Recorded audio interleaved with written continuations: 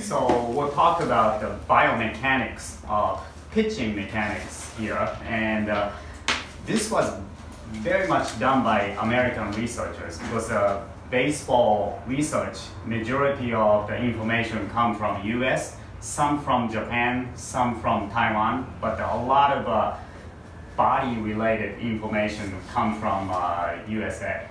So I'm going to break it down to the 3 phases. The first one, I'm going to talk about how to actually transfer the energy to be able to throw faster. The first one is actually the push-off force from the leg related to faster wrist velocity. What that means is when you actually stride, you actually have a lot of push force from the back leg, and then once you land, you have another push force.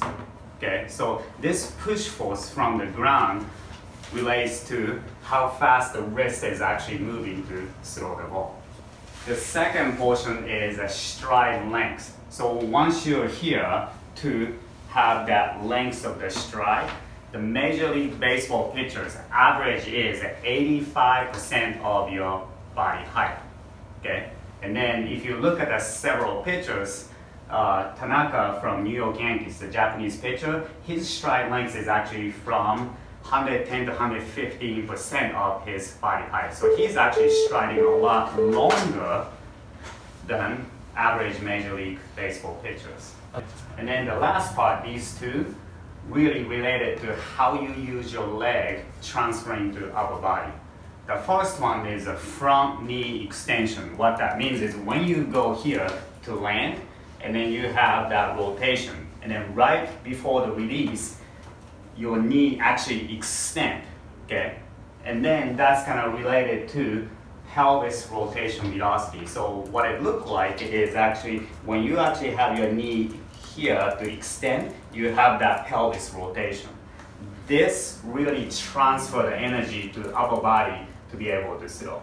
So if this one comes too early, you lose the energy. Or if this never happens, there's no energy coming to upper body.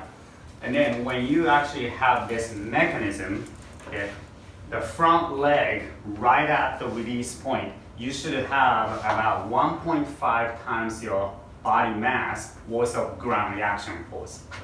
Or if you don't have this, you don't have a whole lot of energy transfer from the ground. So you ended up just throwing from upper body, not using your lower body to transfer. So the good indication of using a force plate, for example, to step to throw, we want to see around 1.5 times the body weight.